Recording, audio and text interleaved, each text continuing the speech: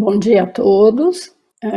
Sou Mônica Povedano e quero agradecer a presença dos nossos palestrantes e de todos que estão aqui participando do nosso segundo dia do segundo simpósio bienal da Sociedade Brasileira de Psicanálise, na sala Depressão, Expressões na Infância. Eu vou me apresentar, né? Então, eu sou membro associado da Sociedade Brasileira de Psicanálise de São Paulo, sou mestre pela Unifesp e faço parte da comissão organizadora do simpósio. Queria apresentar o Dr. Leonardo Posternak, pediatra com clínica pediátrica particular e no Hospital Israelita Albert Einstein e autor do livro O Direito à Verdade, Prêmio Jabuti de 2003. E também queria apresentar a Audrey Seton Lopes de Souza, membro efetivo e docente da Sociedade Brasileira de Psicanálise de São Paulo, doutora e professora aposentada pelo Instituto de Psicologia da USP, professora do curso de Psicanálise com Crianças no Instituto Sede Sapiense. Eu vou dar a palavra primeiro para o Dr. Leonardo e podemos começar. Bom dia a todos. Ao pessoal que forma parte da nossa mesa e ao pessoal que está para nos ouvir. Em princípio, eu quero fazer um agradecimento, fundamentalmente como pediatra. Me sinto muito honrado que a Sociedade de Psicanálise de São Paulo, através da comissão organizadora, tenha feito o convite para participar deste que eu acho um importantíssimo evento. Quando a querida Audrey ligou para mim, a minha companheira de mesa, me informando o tema depressão na infância, fiquei muito feliz pelo convite e um tanto perplexo e preocupado ao mesmo tempo. O que o pediatra poderia acrescentar na discussão de uma psicopatologia pouco frequente nas nossas clínicas? E nesse momento apareceu um paradoxo que foi salvador para mim. Por que estou falando de um paradoxo? Porque lembrei de um grupo grande de crianças que com sinais de tristeza, de um tônus emocional muito baixo, tendo passado por situações muito traumáticas, eu duvidava se se poderia colocar o carimbo ou não de uma criança deprimida. Encaminhado para o tratamento psicanalítico, muitas vezes a resposta da colega ou do colega psicanalista era, algumas vezes sim, é uma criança com depressão, mas muitas vezes a minha primeira impressão não era confirmada pela psicoterapia e pelo psicodiagnóstico. E também lembrei de um grupo grande de crianças com sintomas mais de tipo neurótico, crianças agressivas, crianças hiperativas, crianças com dores de barriga ou de cabeça sem nenhum fundamento orgânico, que encaminhava como uma criança neurótica, e a resposta da psicanálise era: esta é uma criança que está em sofrimento e que tem um componente depressivo. Ao lembrar desta contradição, fez a luz e decidi entrar no tema por um caminho transversal, que é o viés da minha escolha foi a denúncia de um sinal doloroso de nosso tempo, que é a medicalização e patologização das crianças com dores na alma. A expressão dores da alma do título, eu quero explicitar, foi extraída de um texto maravilhoso e corajoso da Elizabeth Rodinesco, no qual a autora faz uma crítica aos profissionais que colaboram com a patologização e medicalização em excesso e muitas vezes sem critério de um número grande de crianças. Ela afirma que, agindo dessa maneira, se les rouba a estes pacientes infantis o tempo necessário para elaborar e superar a comoção produzida por situações traumáticas. A tentativa de curar com medicamentos a tristeza, a agressividade, a agitação, as insônias, as dores de cabeça e barriga sem patologia de base, transtornos de aprendizagem, as inapetências não orgânicas, se dá, a meu ver, em virtude do não reconhecimento desses quadros como um sintoma de outras patologias. Ou seja, resumindo numa linguagem médica, se toma a febre como a doença a ser tratada, o que, em todo caso, não deixa de ser uma conduta imprópria, inocente e incompleta. Eu já tinha encaminhado meu trabalho para a coordenação quando me deparei com um trabalho muito interessante que não está, volto a repetir, em meu discurso. E eu, relendo um autor que eu gosto muito, Zygmunt Bauman, no livro 44 Cartas do Mundo Líquido Moderno, na página 92, no capítulo sobre remédios e doenças, encontrei um comentário dele sobre 3 robustos estudos sobre a relação entre laboratórios farmacêuticos e a produção de psicofármacos, de autoria de uma jornalista muito conhecida, Marcia Angel, que publicou isso em New York Review of Books. O Bauman faz a seguinte manifestação. Essas empresas farmacológicas aperfeiçoaram um eficiente método para melhorar seu mercado de vendas. Em lugar de promover medicamentos para tratar de doenças existentes que se beneficiariam com essa medicação, começaram a descobrir doenças muito novas para poder vender medicamentos já descobertos anteriormente. Arquitetaram assim uma eficiente e sórdida, eu acrescentaria, estratégia para convencer as pessoas de que existem 2 tipos de indivíduos. Primeiro, aqueles que sofrem de um quadro que precisa de medicação, e o segundo tipo são aqueles que ainda não sabem disso. Resumindo, se é possível resumir tamanha hipocrisia, para essas empresas é preciso criar uma nova demanda. Muitos casos mostram um conluio na elaboração da Classificação Internacional de Doenças, o famoso CIDES, entre um grupo de médicos e os laboratórios. E a terceira dessas situações é que a lógica vigente é a do lucro, jamais pensando nas necessidades do ser humano. Enfim, a partir disso, a gente percebe que as famílias, os médicos, os professores, enfim, todos, de alguma forma, estão envolvidos nesta situação de cura química rápida. Mas é necessário entender que todos estamos preocupados, frustrados e confusos e muitas vezes incomodados pela situação. O que isto não deve servir como desculpas, muito mais no grupo dos médicos. O que acaba acontecendo é que, não se tendo uma visão integradora, se acaba ocluindo as causas dos sintomas, na tentativa de colocar a criança no que eu chamo a redoma encantada da normalidade estatística. Até que alguém faz uma pergunta, mas o que é a normalidade? E nesse momento todo fica preto, todo fica bagunçado e não existe nenhum tipo de resposta. Paralelamente a estes aspectos falados até agora, eu tenho descoberto que existe uma utilização abusiva de siglas para falar de tudo isto. Então temos o TDA, transtorno de déficit de atenção, TDAH, transtorno de déficit de atenção com hiperatividade, temos a criança com transtornos oposicionistas, TO, o obsessivo-compulsivo, TOC, e assim por diante. Observamos frases inteiras travestidas em siglas. E o pior, que todas as siglas são medicadas. Marcuse afirmou que a sigla não é a demonstração de preguiça nem de uma economia de tempo de quem escreve.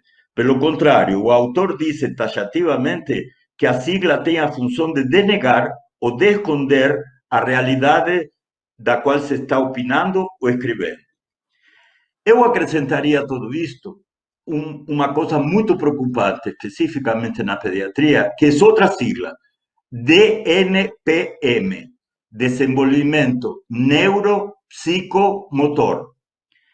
Esta falacia y esta sigla está embutida en una letra, la letra P, desenvolvimento neuropsico, que nunca se faz semiologia dos aspectos psicológicos em pediatria, porque não estamos preparados para isso. Na realidade, o que a gente estuda é DNM, desenvolvimento neuromotor. O psicológico sempre fica de lado, mas se você vê prontuários ou histórias clínicas de hospitais universitários ou de clínicas particulares, você vai ver que detrás do DNPM existe outra sigla que é NDN, que também significa nada de nada, como sendo que o desenvolvimento neuropsicomotor está perfeito, quando o psicológico não foi examinado. Agora vou tentar mostrar uma questão histórica muito interessante, que significa o seguinte: se bem nos últimos anos tem um acirramento desta questão da patologização de determinados comportamentos infantis, a história deles é muito antiga. Nós podemos remontar a 1798, onde aparece um pequeno texto precursor do que hoje se denomina TDAH. O autor, um neurologista, estuda uma perturbação que hoje se chamaria TDAH, nesse momento era uma perturbação neurológica, e eu vejo que, lendo um pouco o histórico, as crianças dessa época tinham muita sorte, posto que não existiam ainda medicações, mas, por outro lado, eram submetidas a uma educação dura e muito traumática. Anos depois, em 1845, um médico alemão, Hoffmann, escreve um poema muito deturpador que se chama Fidgety Phillips, Felipe o Agitado ou Felipe o Irrequieto. E nesse poema, ele descreve um menino hiperativo e todos os seus problemas durante o dia a dia. E o pior que nos últimos momentos do poema, a gente percebe que ele está muito preocupado com os pais da criança, como pessoas que estão sofrendo, mas não menciona em nenhum momento a própria criança e como ajudar. Eu vou deixar alguns outros momentos históricos para ir a 1944, que é um momento muito importante para este tema, que é quando Leandro Panisson sintetiza o metilfenidato, a Ritalina. E, casualmente, ele consegue sintetizar esse medicamento nos anos em que a conduta proeminente para todos os profissionais era a intervenção psicológica como o melhor tratamento desses distúrbios do comportamento, de falta de atenção, de agitação, enfim. E ele aparece no mercado no momento em que a psicanálise era o tratamento indicado. Quando me formo, em 1972, aparecem outras pseudo-doenças para tentar usar a medicação sintetizada. Se falava de disfunção cerebral mínima, que foi rapidamente esquecida, TCPE, você vê que a questão das siglas é bem antiga, que se chamava ao transtorno comportamental pós-encefálico, que era uma mentira deslavada, porque nenhum paciente tinha tido encefalites. Disritmia, que é outra falácia incrível, porque o padrão do eletroencefalograma é totalmente... não tem um ritmo como o eletrocardiograma, que tem um padrão normal e a partir desse padrão normal tem os desvios da normalidade. O eletroencefalograma é todo disrítmico. Ele só serve para diagnosticar doenças específicas como uma epilepsia ou um tumor cerebral, mas não existe a disritmia. Mas tudo isso era como tentativa de medicar as crianças há 50 anos. Estas eventuais tentativas medicamentosas apareceram sem estar baseadas em evidência científica, como demonstrei, e sem nunca olhar para o sujeito criança. Por outro lado, Hoje sabemos e podemos acrescentar que as anfetaminas utilizadas nesses tratamentos têm efeitos colaterais muito perigosos. Acabei de ler um excelente livro publicado pela Agalma e coordenado por Inés Catão, intitulado Malestar na Infância e Medicalização do Sofrimento, quando a brincadeira fica sem graça. No prefácio, Inés, com muita sensibilidade, relata o seguinte diálogo com seu paciente de 10 anos. Por que você não gosta de tomar Ritalina? E o menino responde, porque a brincadeira fica sem graça. A Inés fala uma coisa muito interessante, que ela não seria capaz de definir esse efeito colateral da Ritalina, que nem sequer consta da bula do medicamento, e que um menino de 10 anos enfaticamente coloca uma das situações tristes da medicação. A brincadeira fica sem graça. No mesmo livro, Angela Borcaro indica que existe uma urgência em solucionar todo medicamentosamente. Mas aí, o que acontece? Isso se faz, como já falei, para aliviar a angústia de todo mundo, da criança, dos pais, dos médicos, dos professores. Porque essa criança, gostemos ou não, se transforma numa criança transtornada e transtornadora dos grupos que estão ao redor dela.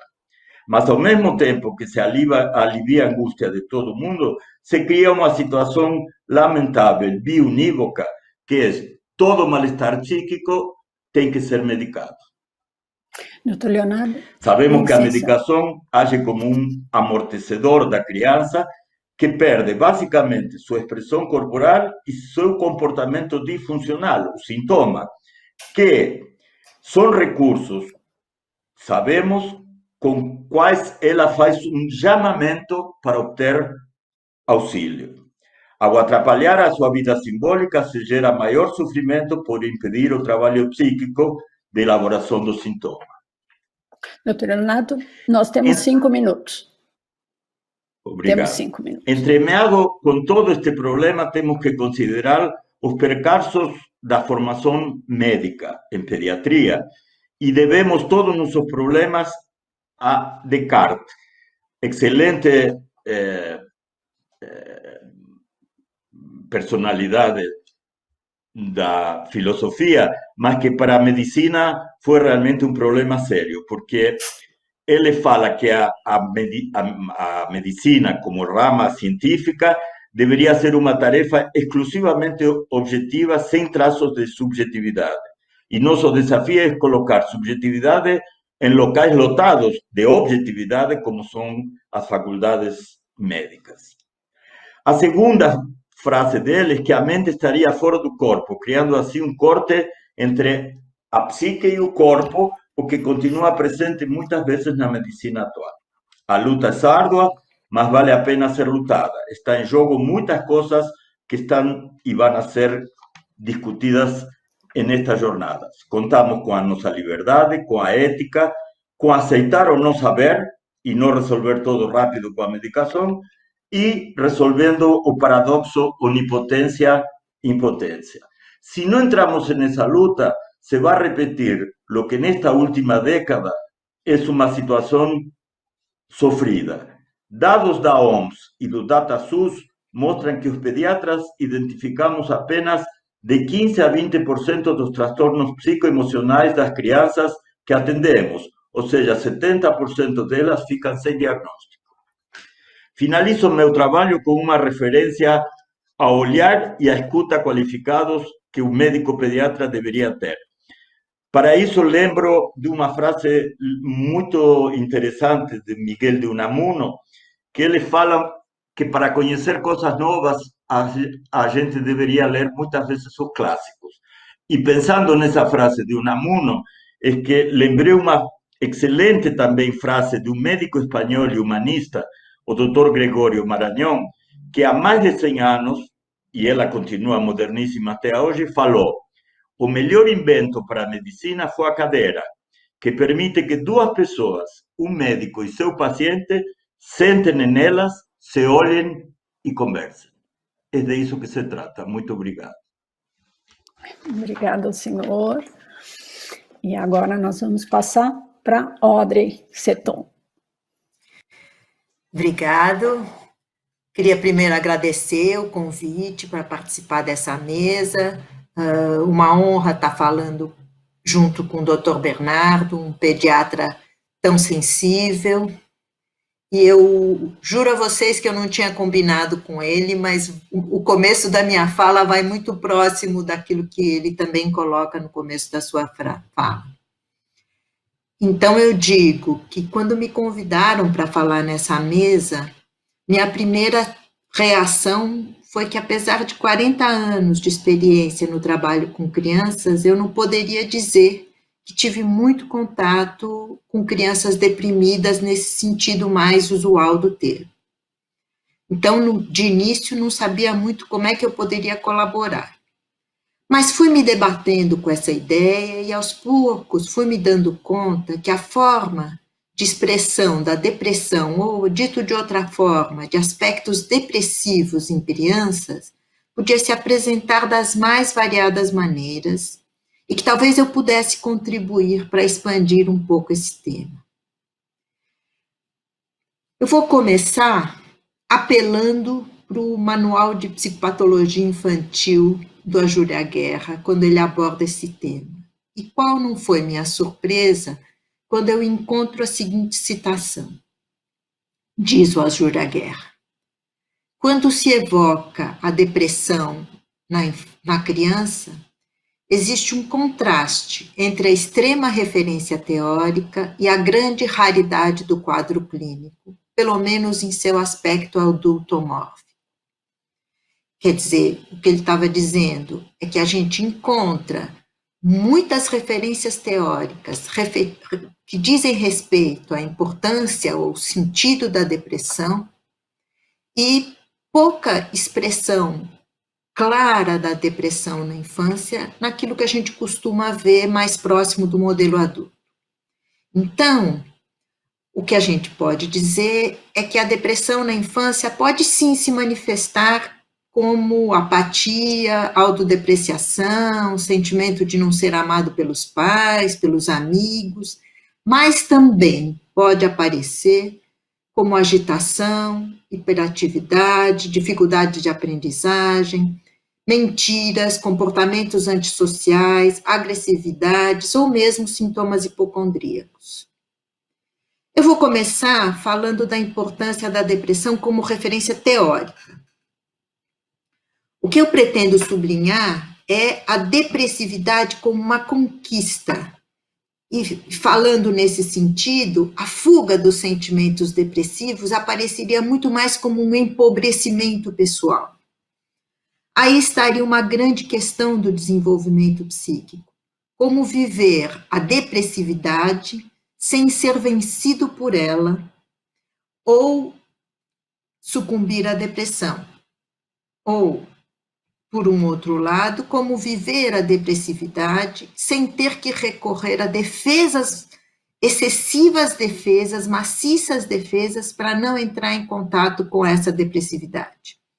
Esse é o campo que eu gostaria de explorar para abordar as diferentes manifestações da depressão na infância. Para começar, podemos destacar que, como Freud apontou, há uma relação entre o luto e a melancolia. O que ele vai mostrar é que no luto normal nós podemos encontrar sentimentos muito próximos àqueles encontrados em indivíduos deprimidos. Um certo humor triste, um recolhimento, falta de interesse no mundo circunstante.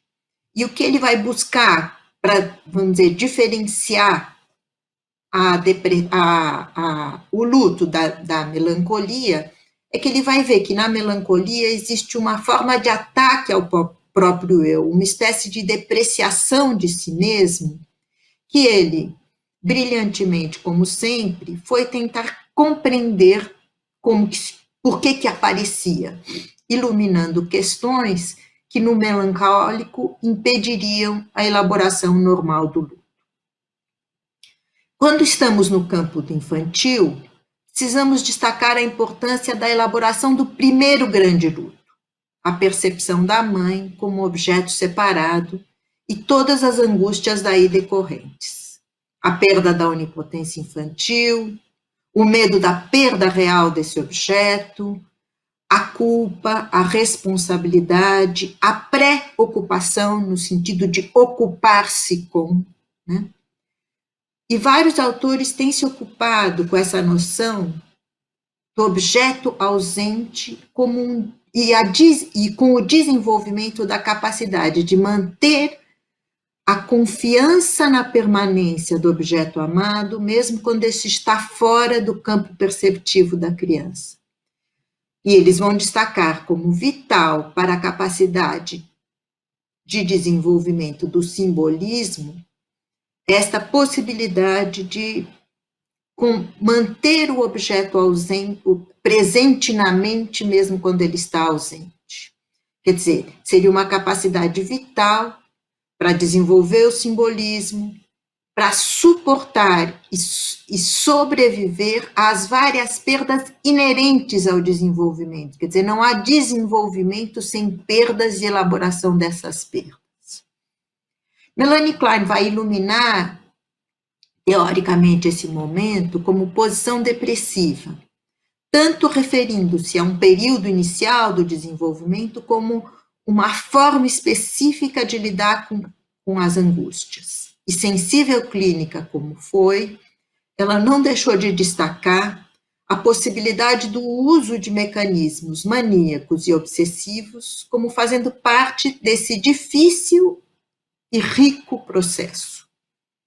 Eu fiz esse pequeno percurso para destacar a importância dessa conquista, a elaboração da mãe como objeto separado, a descoberta da existência do outro como primordial para o desenvolvimento, que, como destacam, cada uma à sua maneira, vai permitir que essa separação seja elaborada. Em Melanie Klein, ela fala que isso se alcança a partir da introjeção do objeto bom com segurança. E para que esse processo se inicie, sabemos da importância da experiência inicial de segurança nessas primeiras relações, que será primordial. Eu vou ter que resistir a seguir por um caminho teórico, porque não é esse o objetivo aqui da minha fala. E vou tentar me aproximar um pouco das manifestações psicossomáticas. A expressão de manifestações depressivas no trato com as separações, com essas separações iniciais, já foi abordado por autores como Spitz e Bowlby. Spitz relatou o que ele chamou de depressão anaclítica, como uma perda, como reação à perda repentina do apoio materno em bebês de 6 a 18 anos, quando colocados em ambientes desfavoráveis após a separação brutal da sua mãe. O que ele vai relatar é um período inicial de choramingo, depois um estado de retraimento e de indiferença, além de regressões no desenvolvimento e sintomas psicossomáticos. Bowlby também se debruçou sobre as reações das crianças frente à separação materna e apontou para uma espécie de sequência de comportamentos. Ele vai falar de uma fase de protesto, no qual a criança fica agitada, chora, se debate. Depois ele diz que se segue um período que ele chama de uma fase de desespero, como uma espécie de estado de luto, a criança se recusa a comer, fica mais fechada, e ele vai dizer que em seguida surgiria a fase de desligamento. A criança não mais recusa ajuda e parece aceitar a ausência. E a questão seria exatamente na possibilidade desta fase de desligamento. Por isso que ele destaca a importância de discriminar entre aquilo que seriam reações à separação e à depressão propriamente dita. Cito esses autores para destacar a importância de estarmos atentos a essas manifestações que precedem a depressão propriamente dita, oferecendo uma escuta a essas manifestações que aparecem como agitação, agressividade, às vezes atitudes onipotentes e desafiadoras que podem estar encobrindo a emergência de estados depressivos.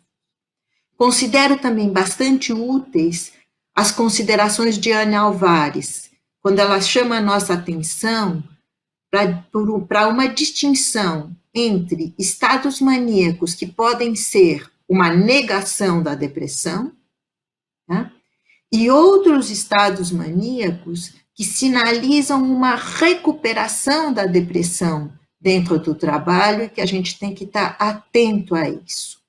Além disso, ela enfatiza a importância da presença viva da mãe no início da vida e da presença viva da terapeuta com esses pacientes.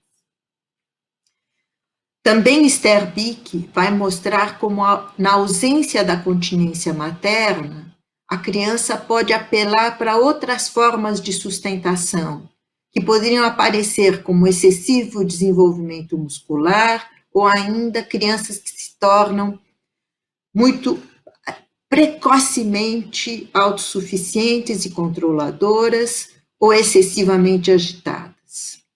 Winnicott, por exemplo, vai falar da tendência antissocial e vai destacar essa tendência antissocial como um pedido de socorro, como um grito de socorro contra angústias depressivas. Assim, ouvir como socorro e esperança manifestações de mentiras sucessivas, pequenos roubos, vai fazer com que a gente possa acolher clinicamente essas crianças e ajudá-las nessa elaboração. Algumas vinhetas clínicas. João tinha 5 anos quando me procurou. Ele tinha acabado de ganhar 2 irmãozinhos gêmeos e seus pais me procuraram porque ele passou, de um lado, a ter muitos medos, mas também um comportamento muito autoritário e mentiras frequentes. O que eu recebo no meu consultório é um menino arrogante e autoritário, mas que, ao mesmo tempo, passava sessões e mais sessões preparando armadilhas com barbante, escola, para quem quer que fosse que pudesse entrar na minha sala. Comigo, pôde conversar sobre o que ele chamava de suas maluquices, para lidar com a perda desse lugar narcísico de primeiro filho, primeiro neto, reizinho da casa, que ocupava antes do nascimento dos seus irmãos. Ele não estava fenomenologicamente deprimido, mas o que os seus comportamentos revelavam era o medo de viver suas angústias depressivas, a sensação de ficar sem lugar e a angústia em relação às suas fantasias destrutivas que ele via aparecer em relação aos seus irmãos e aos seus pais. Além da luta com esforços obsessivos para evitar a emergência das tais maluquices. Joana, com 7 anos, pede a seu pai que a leve ao psicólogo. Ele não entendeu por que ela estava pedindo isso, porque ela lhe parecia bem. Ela disse que andava tendo vontades e às vezes até roubando objetos dos seus amigos e que precisava de uma psicóloga para conversar. Ela perdera a mãe há mais ou menos 1 ano, em circunstâncias bastante difíceis. Seu pai, é verdade, se ocupava dos filhos da melhor maneira que podia, mas ela sentia que não havia espaço para conversar com ele sobre essa dor. A análise foi seu espaço para viver essa dor. Roberto já manifestava expressões mais próximas do que conhecemos como depressão. Tinha dificuldade nos relacionamentos com os amigos e achava que estes não gostavam dele. Roberto se recusava a fazer contatos com os outros. Dizia preferia ficar sozinho. Eu precisei reclamar muito, lutar muito pela sua presença, mostrar muito meu empenho por encontrá-lo, para que ele fosse diminuindo os períodos nos quais ele ia ficar para aquilo que chamávamos seu esconderijo. No começo, ele passava muito tempo nesses esconderijos. Aos poucos, o que ele foi me dizendo é que, dependendo do que acontecia na sala, comigo, ele dizia, cuidado que eu posso ir para o meu esconderijo. Aos poucos, aquilo que era virar de costas para mim e ficar com suas revistinhas, passou a ser brincar de esconde-esconde e pedir para ser procurado e encontrado. Nós precisávamos construir a segurança dele ter um lugar na minha vida e na vida das pessoas à sua volta. Interessante contar que seus pais relatam que tinham muito medo de não saber como consolá-lo quando era pequeno. Seu choro desesperado desesperava seus pais. Espero ter conseguido, com essas breves vinhetas clínicas, iluminar diferentes formas de expressão da depressão na infância. Antes de finalizar, eu gostaria de contar como, ao menos no início da pandemia, muitas crianças diziam a seus pais que estavam gostando desse tal coronavírus, pois agora papai e mamãe estavam muito mais em casa com ele. É bem verdade que muitos deles se desesperaram com os excessos de demanda desse período, mas não podemos deixar de escutar essas mensagens de seus filhos. Fico por aqui e a gente continua depois do debate. Obrigada a todos. Obrigada pelas duas apresentações. A gente já começou a receber aqui mensagens, primeiro de agradecimento pela excelente apresentação, e a primeira pergunta vai dirigida ao Dr. Leonardo, né? O nosso colega agradece muito o senhor compartilhar essa longa batalha na busca dos remédios psíquicos que possam acolher os sofrimentos da alma. Eu acho que a pergunta vai para os dois. Olha, gostaria que o Dr. Leonardo e a Audrey, que também toca nisso de um ângulo bastante inspirador, pudessem falar um pouco da diferenciação entre os estados deprimidos, depressivos também, no bebê, que vai alertando os pais em direção a possíveis riscos autísticos, né? Quando que poderíamos ver no bebê um processo depressivo que às vezes se mostra deprimido e não necessariamente um bebê em risco de autismo, né? Seria isso possível nessa tenra idade ou somente no depois, né? Será que ficou clara a pergunta? Ficou. Você quer começar, Audrey? Posso começar, eu não sei se eu tenho uma resposta clara. Eu acho que... Se eu tivesse, não te deixaria falar primeiro.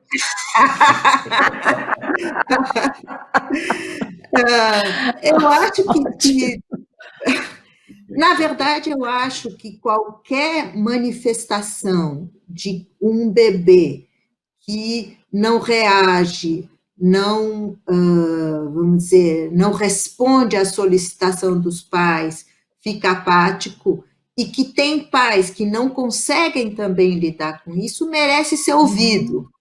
O que isso significa, eu acho que só o encontro com essa família vai poder traduzir, né?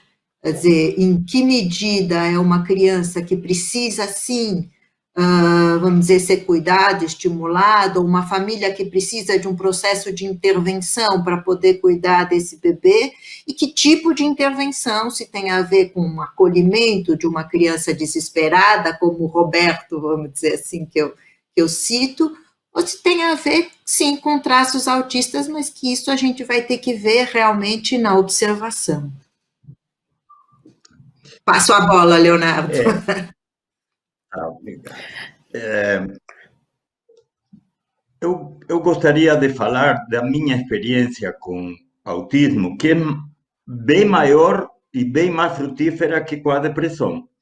Eu tive sorte, há uns 15 anos, de conhecer o grupo francês, liderado pela Marie-Christine Lasnik, a Graciela Crespin, que com muita habilidade perceberam que esses dados iniciais de o que poderia ser o risco de virar um autista não ia diretamente para um consultório psicanalítico. Ele passava desde sua saída da maternidade por um sujeito chamado pediatra. E eu falei que as estatísticas da OMS e do DataSUS são muito assustadoras, porque parece que os pediatras não conseguimos diagnosticar aquilo que não seja objetivo e que tenha evidências muito robustas. E quando falamos de uma criança que pode virar autista, estamos falando de subjetividade pura. Então, eu tenho a minha experiência pessoal muito gostosa, no sentido de que cada vez mais eu consegui diagnosticar em idades mais cedo. Meu provável autista foi encaminhado para um tratamento psicanalítico com 1 mês e meio. Nas primeiras 2 consultas levantei a suspeita, na terceira confirmei, na quarta encaminhei para uma pessoa que trabalha com recém-nascidos. Mas de aí a fazer uma ilação com a depressão, eu tenho a mesma dificuldade que a Audrey. Não sei em que momento se encontra, mas eu lembro de ter visto crianças não deprimidas, mas terapeutas da depressão materna. Bebês que fazem um monte de palhaçadas, que fazem um monte de circo em volta da mãe, porque eles percebem com muita inteligência e muita sutileza uma depressão que a mãe tenta não mostrar, mas que está presente, e a criança com essas antenas detecta e começa a fazer coisas impressionantes como para que esta mãe comece a se interessar pela vida e por ela. Interessante essa... Posso falar só um pouquinho? Lógico, essa associação do Leonardo, porque enquanto ele falava, eu fui lembrando de uma orientanda minha que trabalhou com depressão pós-parto e que foi ela fez o mestrado e o doutorado. No mestrado, ela fez entrevistas com pediatras. E aí era muito impactante, porque os pediatras diziam... Ela encontrou 2 tipos de pediatras. Aqueles que diziam, não, é muito raro a depressão materna, né?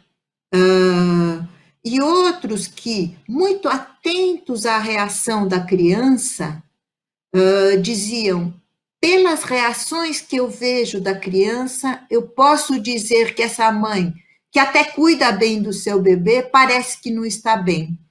Então, eu achei interessante essa associação que ele fez, porque também me veio à lembrança isso, né? Quer dizer, o quanto que, às vezes, um pediatra sensível consegue discriminar exatamente o quanto que a reação da criança diz para a gente a respeito também do estado psíquico da mãe. E como para o desenvolvimento é esta dupla que ajuda. Vamos lá, eu tenho mais perguntas. Uma outra, que considerações vocês dois poderiam fazer acerca das crianças em sofrimento, incluindo depressão, decorrente desse ambiente de pandemia que nós estamos vivendo? Posso começar, Audrey? Pode, faz favor. Pode. Muito obrigado. Eu acho que a criança em sofrimento, ou como Audrey falou no seu discurso, eu não tenho tanto medo de enfrentar uma criança em sofrimento ou uma criança muito entristecida.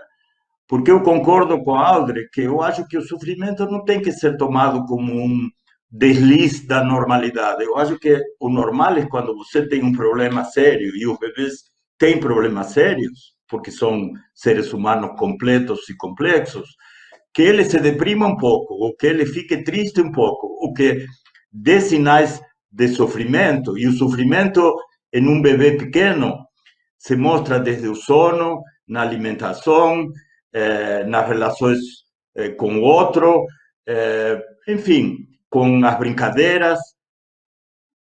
Então, se você está perto dessa criança e perto da mãe, e você consegue fazer algumas ilações, você vai trabalhar esses sintomas infantis dando um apoio necessário para essa mãe. Eu tenho que trabalhar com os dois, mas quem tem que sair na frente e lida 24 horas por dia com seu filho em sofrimento é a mãe. E eu estou para ajudar. Audrey, quer falar? Posso falar. Na verdade, assim, acompanhando um pouco, eu comecei a falar isso na minha fala, né? Quer dizer, eu achei muito interessante no começo da pandemia essa fala de algumas mães e de algumas crianças que diziam isso. Puxa, tá muito bom no começo, né? Estava muito bom porque eles estavam próximos dos pais. Claro, eu acho que eu acompanho uma população muito específica, né? Eu acho que a gente tem que fazer essa discriminação. A população que eu acompanho tem condições de fazer um trabalho remoto, tem condições de dar uma certa estrutura para a criança, mas mesmo assim, num primeiro momento, muitas crianças estavam muito bem de estar mais tempo em casa com seus pais, terem os pais próximos para ajudar nas lições, alguns pais muito surpreendidos com isso. É bem verdade que com o caminhar, ou o longo caminhar dessa pandemia, essa situação mudou, e eu tenho visto, sim, as crianças sentindo muita falta, sim, do encontro com outras crianças, da possibilidade de outras trocas, o quanto que pode ser empobrecedor esse contato apenas via vídeo, via Zoom, que, na verdade, só os maiores conseguem, de alguma forma, ter essa coisa, os menorzinhos estão se negando a entrar em contato, então acho que tem um sofrimento. Agora, eu não acho que é tão traumatizante assim, né? Eu acho que é algo, sim, a ser cuidado, como diz o Leonardo.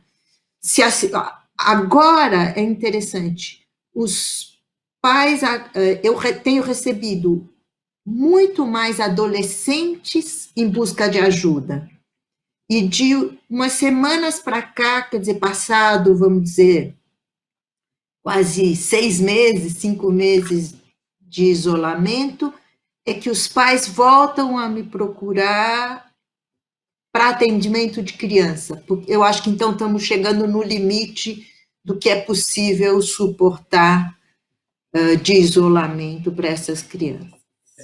Sabe, eu já sabia disto, mas hoje está sendo absolutamente confirmado. A minha dupla com Audrey tem um nome, é instigadora. Um fala e o outro começa a sentir coceira, e quando fala o outro se coça. Então, eu aproveito isto que ela estava falando, e na concordância de que um pouco de sofrimento e um pouco de tristeza nos coloca no patamar do humano, porque eu teria muito medo que minhas crianças no consultório não ficassem tristes por nada, nem sofreriam por nada, seríamos trabalhando em alguma galáxia e eu seria o médico de outro planeta, um ET com outros ETs, e não é assim. Mas o que eu sim me estou preocupando nos últimos anos, não vou falar quantos, mas alguns anos, é que para mim tem duas situações que provocam muito mais sofrimento que a vida cotidiana. Eu acho que eu gosto muito do Bauman porque ele me abriu uma sociedade que eu desconhecia, que intuía, mas que ele conseguiu definir, a sociedade líquida moderna.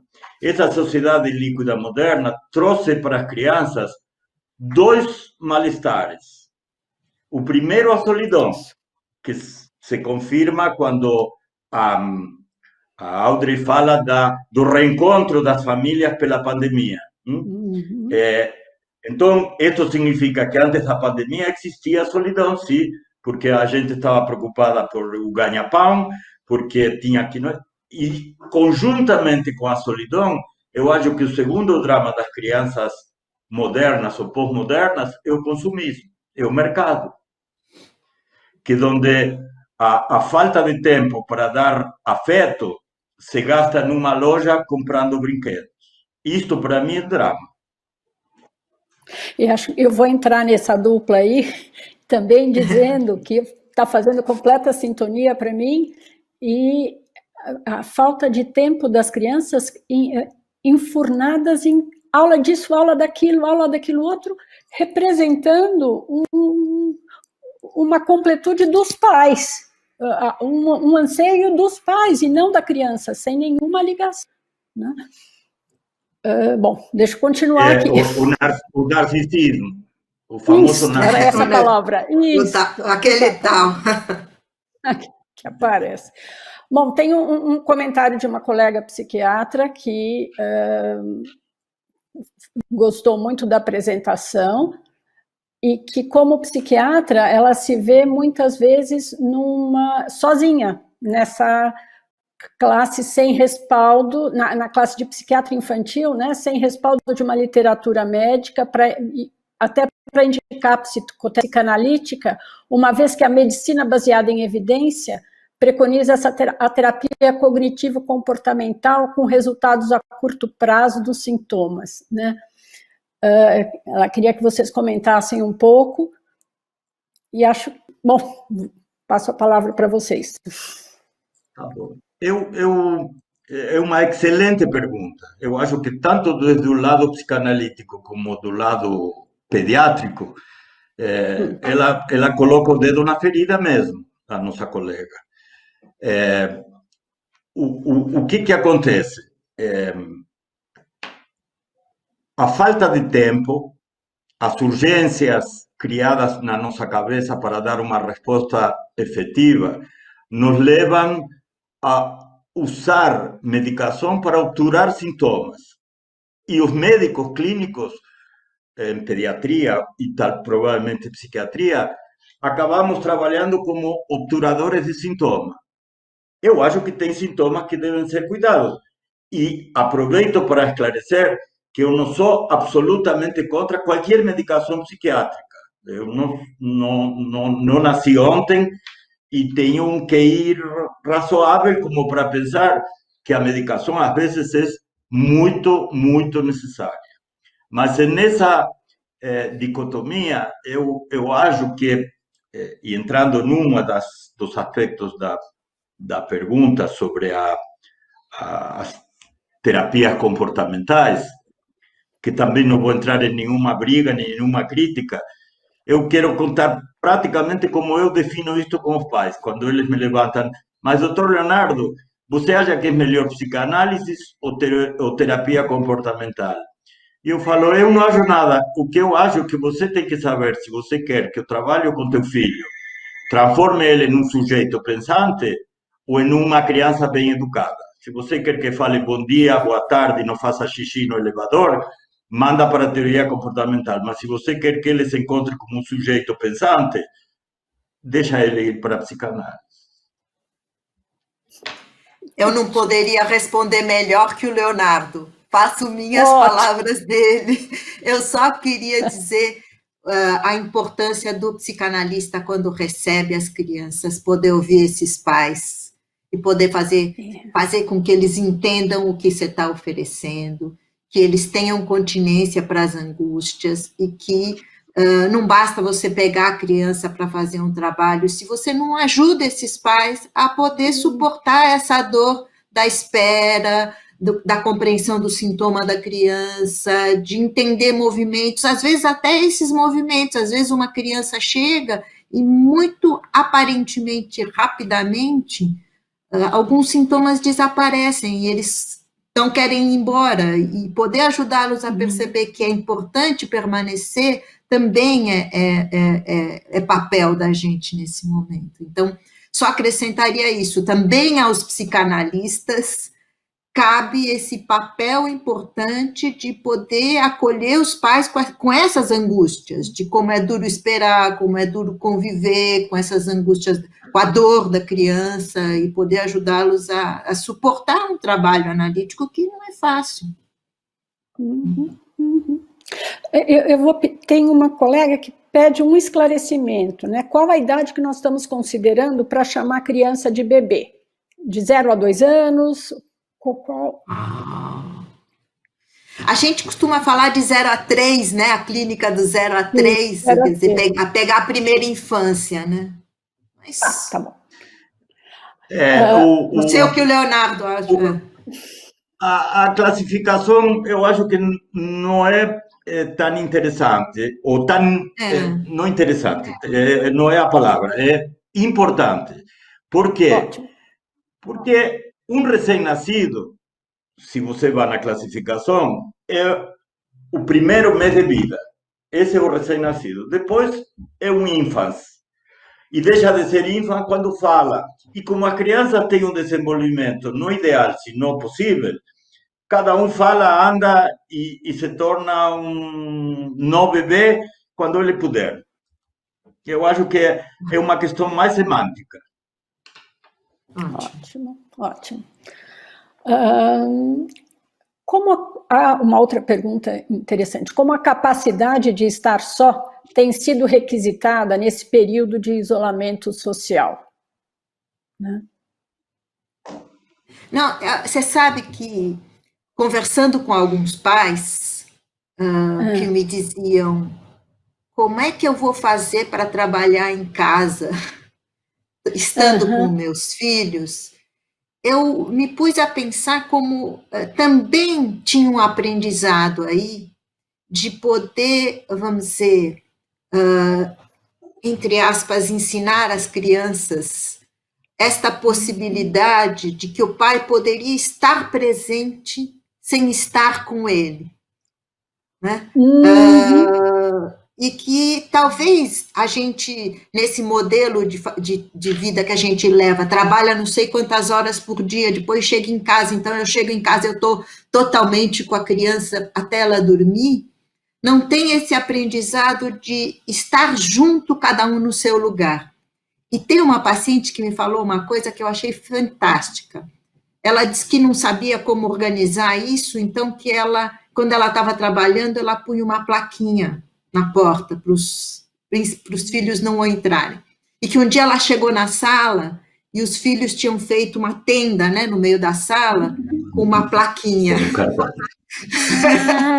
E eu achei fantástico. Introjetou. De novo, a dupla caipira Audrey e Leonardo em funcionamento mais uma vez. É importantíssimo o que ela falou, e é importantíssimo, apesar de muito lamentável, muito triste a pandemia, colocou as coisas em um lugar que a gente não pensava, ou pensava pouco nisso. Eu tenho uma queda dentro da minha tarefa pediátrica, que é a educação. Eu reconheço que gosto da patologia orgânica, sei tratá-la, mas minha paixão é ajudar os pais neste trabalho complicado hoje em dia, que é educar um filho para a cidadania. Não educar para ser bem comportado, senão para ser um cidadão digno. Eu penso longe, não penso na semana, penso nas décadas que aparecem. E uma das coisas que eu venho falando há muito tempo com os pais de crianças pequenas é que a educação não começa quando você tem uma criança que fala, que anda e que você acha que te entende. Eu acho que o bebê tem que ser educado de uma maneira própria para um bebê. Então, eu costumo falar para meus pais em minha clínica que quando uma criança começa a choramingar nas primeiras semanas, os primeiros 2 meses, 3 meses de vida, tentem não sair correndo à velocidade da luz para chegar perto do rosto da criança e mostrar a sua presença física. Porque a gente sabe que esse bebê nasce com 2 qualidades que ajudam na sobrevida, mas que depois se tornam sintomas complicados, que é a onipotência e o hedonismo. Então eu falo para elas, faça uma coisa muito simples. Demora 10 a 15 segundos mais do que você demoraria com teu impulso de sair correndo do banheiro sem acabar de fazer xixi para estar olho a olho com teu filho. Porque se você faz isso, o choro dele se torna um ditador, porque ele sabe que quando ele chora, você aparece. Por isso que é onipotente. Winnicott falava uma frase muito interessante. O recém-nascido nasce tão onipotente que ele pensa que o mundo existe porque ele nasceu. É muito interessante, com seu humor inglês, o que o Winnicott falava. Mas se você demora um pouco, a criança se acostuma a esperar. Você cria uma pausa. E, por outro lado, você consegue, eu tenho certeza disso, que você consegue que tua voz te represente como figura. Você não precisa estar presente, como a Audrey fala agora, nestes momentos de pandemia, para que teu filho sinta que quando você fala, por mais que esteja em outro cômodo, você está com ele. Então, é muito interessante essa reverberação de coisas que acontecem na pandemia, como que deveria acontecer como um modelo educativo desde os começos da vida. Eu sempre falo no consultório uma frase velha, mas que começa a funcionar bem a cada vez que eu falo. Eu falo para os pais que o filho pequeno tem que saber que ele é a coisa mais importante da filha dos pais, da vida dos pais. Mas que ao mesmo tempo ele tem que saber que não é a única coisa importante da vida dos pais. Ser o mais e ser o único tem uma diferença abismal. Uhum. Mais uma pergunta que eu acho que vale para os dois. A colega pede que se comente sobre os sintomas psicossomáticos e a depressão. Eu acho que os dois falamos a mesma coisa, que tudo que é psicossomático neurótico se diferencia se você faz um psicodiagnóstico e aparece que não é uma depressão, mas um sintoma psicossomático colocado no corpo, uma falta de apetite, uma agitação, pode ser diagnosticado logo de encaminhado ao psicanalista como uma depressão. Eu acho que o contato é posterior, ou seja, o anterior não sei se tem um ponto de contato, mas muito sintoma corporal ou comportamental, para bem ou para mal, ou para menos ou para mais, pode acabar sendo um quadro depressivo. Uhum. E eu acho que é isso que a própria Melanie Klein apontou muito. Ela diz assim, a defesa contra os sentimentos depressivos pode aparecer de várias formas, né?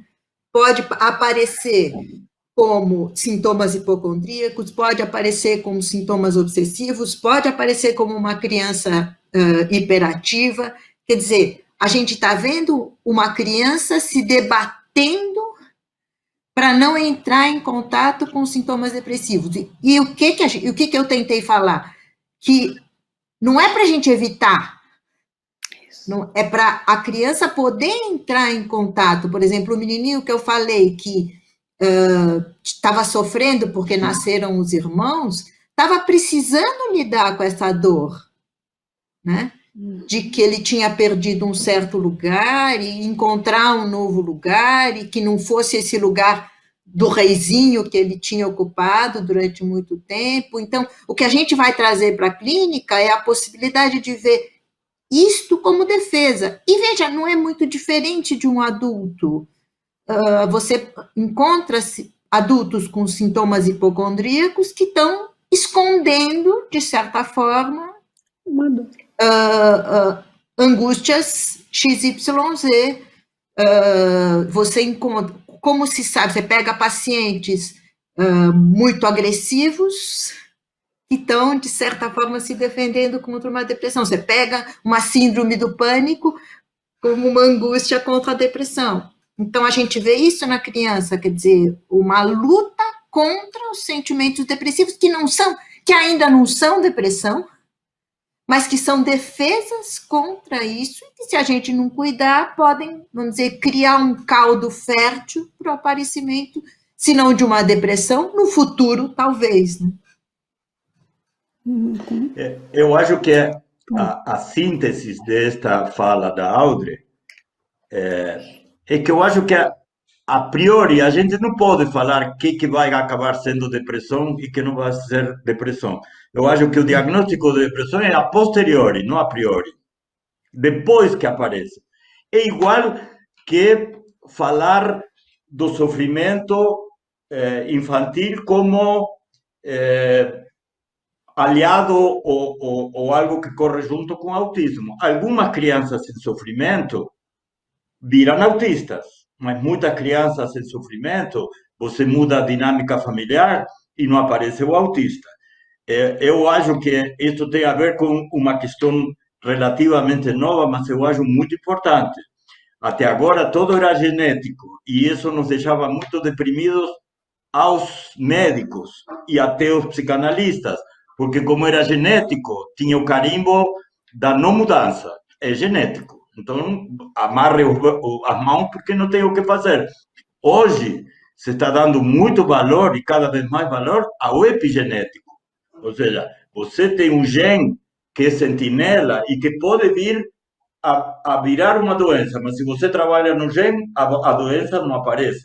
Então, o genético deixou de ser o bicho-papão. A gente pode trabalhar com calma em cada caso para ver se o sofrimento vai ir a um autismo. E se você percebe que no primeiro contato isso é possível, tem que encaminhar rápido, porque o encaminhamento precoce e o tratamento precoce é fundamental para um autista. Há muitas décadas, o autista chegava à psicanálise porque a professora de uma criança de 4 anos falava que esse é o patinho preto de uma turma de patinhos amarelos, mas essa criança estava praticamente perdida, porque tinha não arquitetado, não tinha feito a armação do aparelho mental porque ninguém percebia.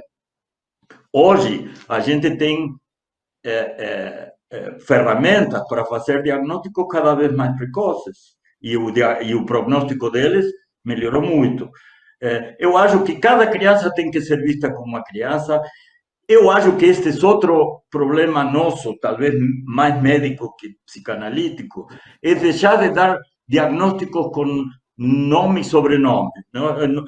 Toda a nossa questão passa por ter aquele nome de pé de página pequenininho que você se sente absolutamente narcisizado porque fez um diagnóstico difícil. Eu acho que os diagnósticos são fáceis ou difíceis na medida que você vai conhecendo a criança, vai conhecendo a família. Imagina em uma coisa mais simples, se toda criança agitada é TDAH, todo mundo tomaria Ritalina. E não é verdade. As crianças agitadas não são todos síndromes de falta de atenção e hiperatividade. São agitados. A gente perdeu a possibilidade de estar triste e passou a ser deprimido.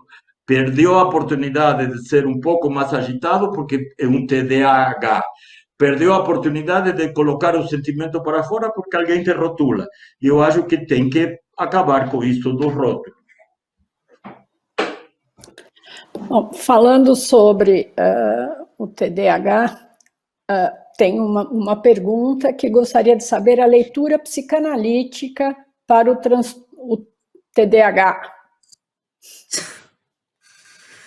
Então, essa pergunta já está dirigida para outra pessoa. Eu acho. Tá bom. Acho que, gente, a gente recebe, quer dizer, agitação é uma defesa, muitas vezes. Né? A agitação é uma forma de pôr para fora a angústia através da ação e do movimento. Né?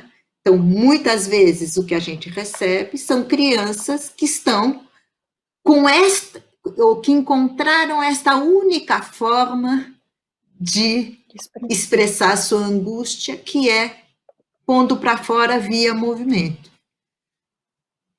Então, eu tenho muita dificuldade de fazer uma avaliação. Esse aqui é TDAH, não sei.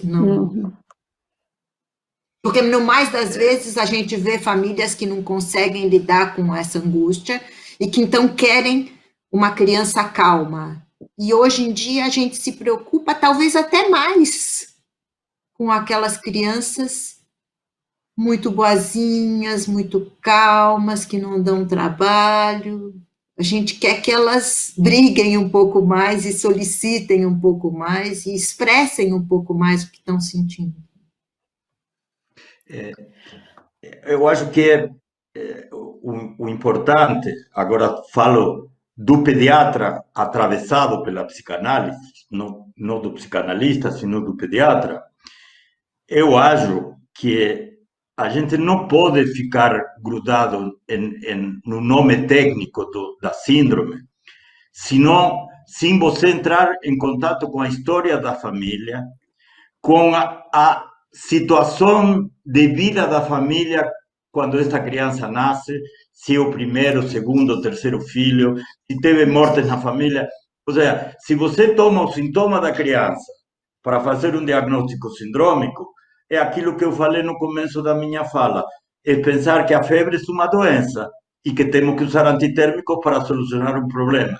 A febre é sintoma de uma doença, e se a gente não devela a causa da febre, você pode medicar a febre durante anos, que ela vai voltar. Se você soluciona a causa, a febre desaparece. Mais uma pergunta que volta para a pandemia, né? É uma pergunta para o Leonardo, se ele sente que mudou a sintomatologia dos pacientes durante a pandemia, se ele tem a impressão que as crianças estão sofrendo demasiadamente com a ausência da escola, e qual a opinião de vocês sobre a abertura da escola? Sim. É simples a pergunta. Quantas horas eu tenho para responder-la? Alguns minutos. Então, a primeira parte da pergunta é algo que me vem preocupando, e a minha grande interlocutora para isso é minha filha, Luciana, psicanalista, e eu converso muito com ela sobre uma coisa que venho percebendo desde abril. Sumiram duas queixas frequentes das crianças pré-pandemia, que eram dores de cabeça e dores de barriga sem nenhuma justificativa clínica, por mais que você faça um exame clínico laboratorial perfeito, nada aparece, e a queixa é reiterativa. Eu acho que isto era uma queixa solidão, e aparecia uma maneira de preocupar os pais através de um sintoma que é clínico, dor de cabeça ou dor de barriga. O terceiro seria dor nas pernas, mas cabeça e barriga ganham de longe. E isto, durante o contato na pandemia com essa família mais junta, desapareceu. E apareceu estresse, agressão, alguma infantilização e estresse. Muitos sintomas de estresse. E eu acho que tem uma situação que eu rotulo como um pouco perversa, porque esta criança que estava desanimada, longe dos pais, agora está tendo meses de um contato intensivo, que, aliás, eu queria colocar o outro lado da questão. Para as crianças está sendo muito bom, mas muitas famílias estão em situação de crise, e de crise feia. Não sei onde vai parar, porque ter um escritório, uma cozinha e um quarto de bebê para cuidar todos juntos no mesmo lugar é complicado. E da falta de contato quase que absoluto, porque os pais saíam cedo quando o filho dormia e voltavam para casa quando o filho já estava dormindo, e que isso é realmente triste. Agora, são 24 horas por dia de contato. Os bebês pequenininhos, eu acho que são os primeiros que estão ganhando, porque nunca nenhuma criança de 0 a 1 ano teve tanto pai como desde abril. Os outros precisam de outras coisas. Eu acho que, não sei de quem foi a frase, mas eu acho que é muito linda, falar: para você poder ter uma relação afetiva com teu filho, você tem que ter saudades, e para ter saudade tem que estar longe. E as pessoas que trabalham com maternagem falam que a maternagem ideal seria aquela que junta ausência e presença alternantes. Agora, isso acabou. Então, a criança não tem por que respeitar os horários de trabalho, mas o pai precisa trabalhar, e tudo isso é feito no mesmo espaço.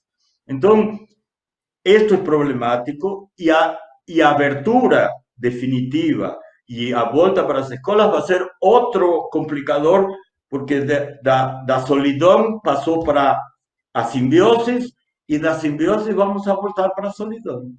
Porque eu aqui coloco a minha visão pessoal. Eu não gosto do novo normal. Eu acho que o novo normal é uma questão da mídia. Não existe novo normal. As pessoas que eram boas pessoas vão continuar sendo boas pessoas na pandemia e vão ser boas pessoas pós-pandêmicas.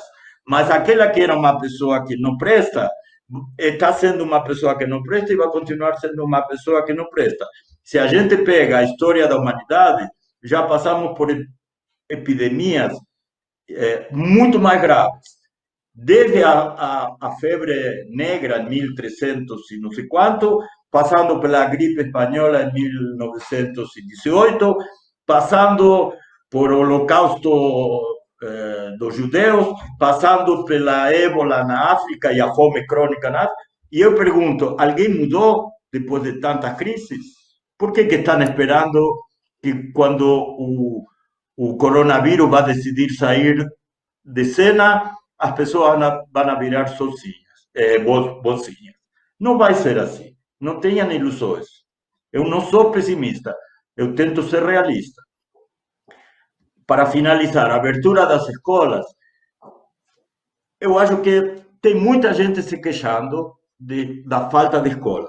Mas eu posso ter minha própria estatística aqui na clínica. A grande maioria não quer mandar os filhos nas escolas. Isto venho observando em todos estes meses.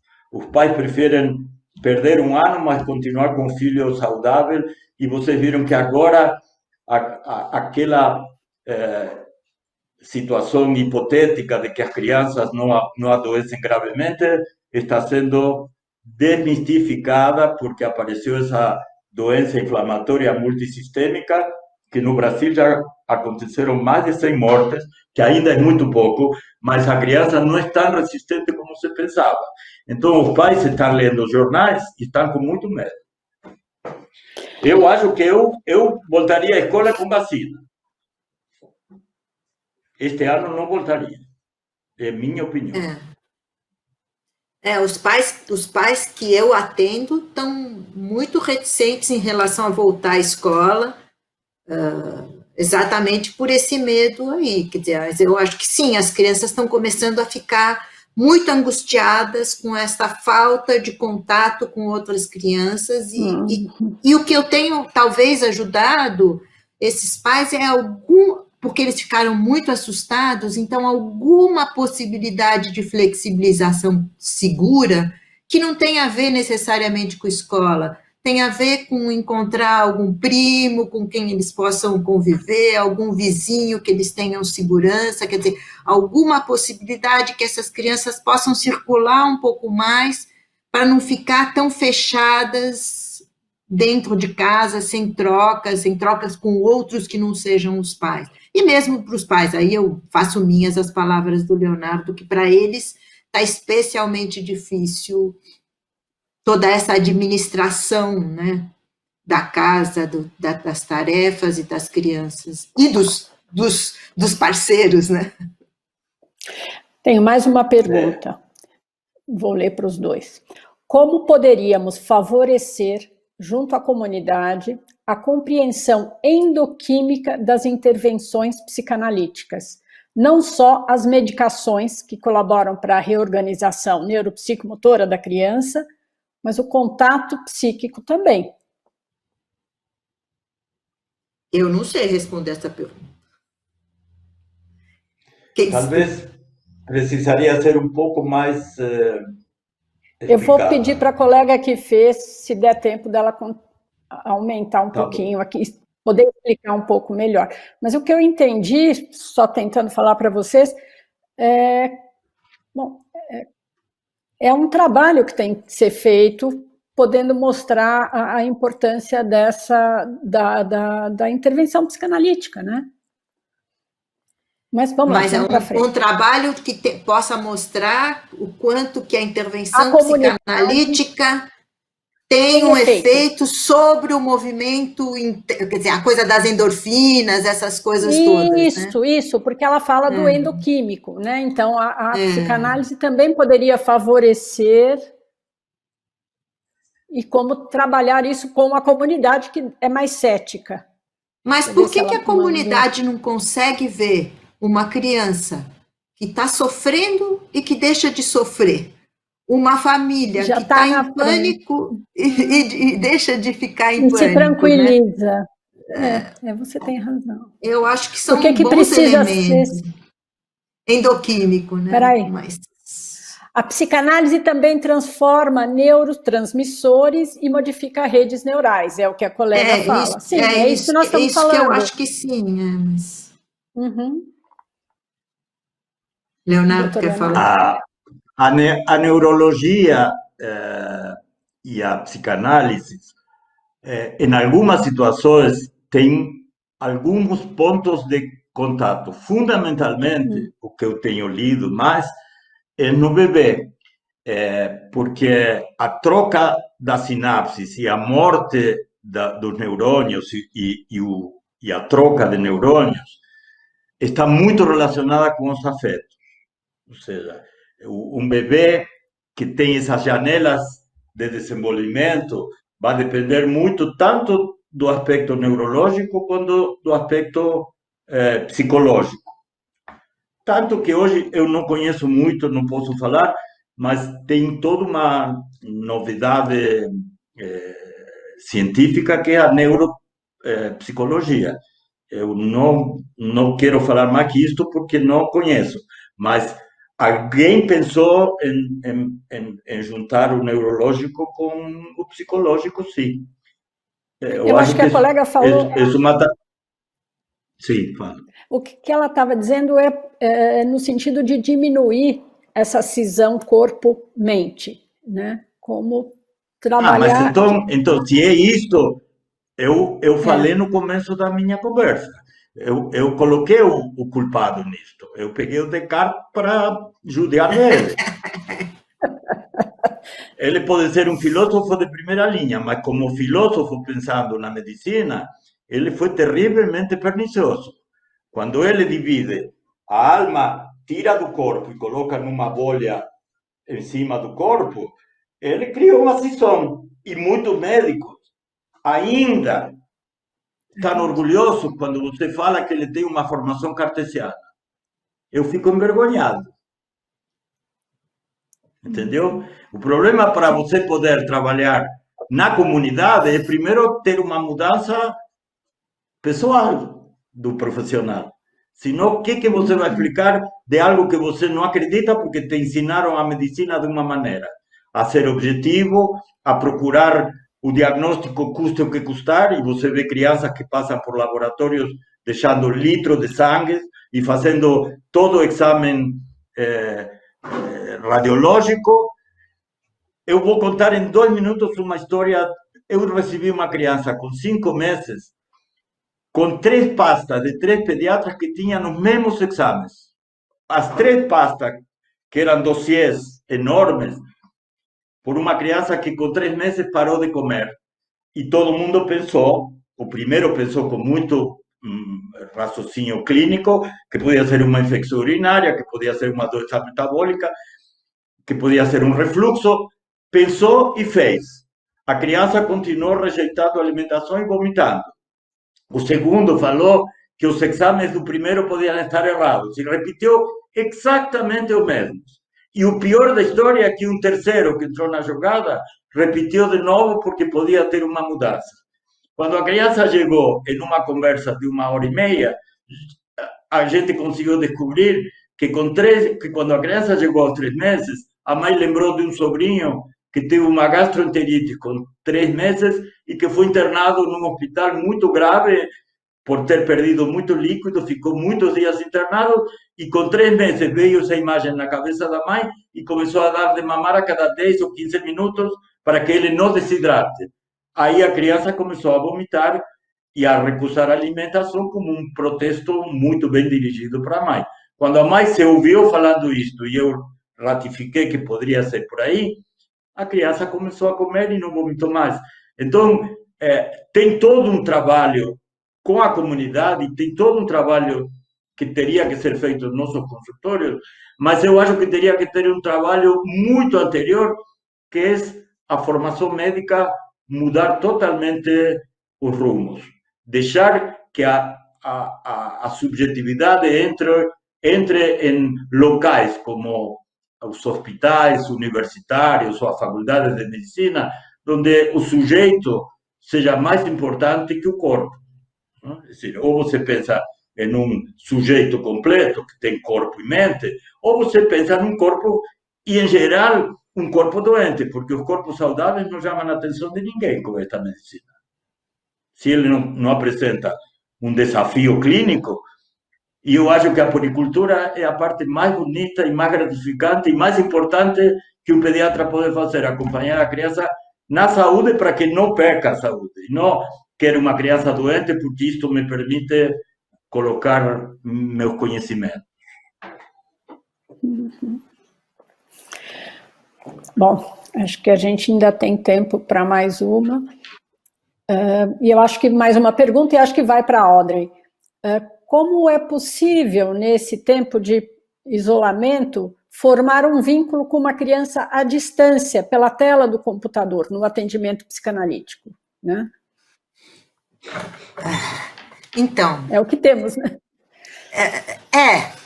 Eu tenho... Sim, a gente tem relatos de experiências muito bem-sucedidas, de crianças que fazem o vínculo, né? Eu tenho experiências de crianças que fazem o vínculo, é muito mais desgastante, eu tenho o meu contato com as crianças no consultório é muito sensorial, então a gente perde esse contato mais sensorial. Então, algumas crianças, sim, eu encontrei possibilidades de trabalho com perdas, e outras, não. Né? Eu não comecei nenhuma criança nova nesse período de pandemia. Né? Então, agora que os pais estão procurando, e eu estou conversando com os pais, estou fazendo trabalhos muito mais com as famílias, né? Mas a gente tem relatos, e ontem mesmo a Mariângela contou de experiências muito interessantes, com uma possibilidade de um atendimento virtual. Eu tenho tido bastante dificuldade, alguns pacientes eu tenho conseguido atender, outros confesso que não. Eu, apesar de não ser um tratamento psicanalítico, nestes meses eu tive experiências interessantes com orientação aos pais. Ou seja, aquela queixa de uma criança que muda o comportamento, que perde alguma rotina que estava fazendo direitinho, tá? Isso eu tenho feito várias vezes e com bom resultado. Agora, eu estou vendo muita gente divulgando na televisão e em outras áreas de divulgação o atendimento à distância. Eu não considero que seja, em pediatria, uma coisa possível e não perigosa de fazer. Eu, particularmente, com a minha formação clínica e com o tempo de clínica, 44 anos agora, eu preciso da criança porque eu tenho que sentir, quando eu coloco a mão, não só se o fígado está aumentado, o baço também, coisa que é fundamental, mas eu tenho que ver quando eu coloco a mão dele e olho para ele, se ele me está olhando no olho, não. Eu não posso fazer uma consulta à distância e falar que a mãe me conte quanto que o termômetro está dando de temperatura. O cheiro de uma criança, o cheiro do cocô de uma criança, o cheiro do xixi de uma criança é diagnóstico. Eu acho que uma criança se pode fazer até em distância com um adulto que conta. Agora, uma criança, se não tem um contato íntimo com o seu pediatra, não se pode fazer diagnóstico nenhum. Não tem possibilidade nenhuma de atender à distância. Só os pais, quando têm dúvidas, que têm que dirimir com o pediatra. Eu tenho tido experiências muito positivas de contato com os pais, de trabalho com a família, têm sido positivas, e poucas crianças eu tenho conseguido continuar. Tá. Olha, tem uma pergunta que ficou aqui para último, mas que vamos ver. Quando se falamos em depressão, trazemos também o tema suicídio. Vocês poderiam falar sobre esta questão com crianças? Eu não tenho essa experiência na minha clínica. Tenho, sim, ameaças de crianças de, vou me jogar pela janela, eu estou feliz, estou infeliz, quero me matar, e que funcionaram muito mais como, vamos dizer, um pedido de socorro para que os seus pais, de alguma forma, pudessem perceber que eles estavam em sofrimento. Uhum. Se a Audrey tem pouca experiência, imagina eu. Então, ainda só temos para finalizar, mais... então... Posso terminar? Tá, para terminar, vamos, desculpe. O que eu tenho visto na clínica, nestes 44 anos de pediatra, é que uma criança deprimida, mais que perto do suicídio, ele é uma criança que começa a apresentar acidentes mais graves com mais frequência. Verdade. Isso sim. Criança que começa a colocar um móvel sobre de tanta bagunça, ele consegue se acidentar gravemente ou se queimar. Eu começo a levantar algumas suspeitas se isso não é um equivalente suicida, mas é acidente. Ótimo. Concordo com você, concordo. Gente, nós vamos ter que terminar, nós até passamos um pouquinho do tempo, mas acho que a discussão hoje foi muito boa, muito rica. Eu agradeço Leonardo, agradeço a Audrey e agradeço todo mundo que esteve aqui assistindo, tá? E ainda temos muita coisa pela frente.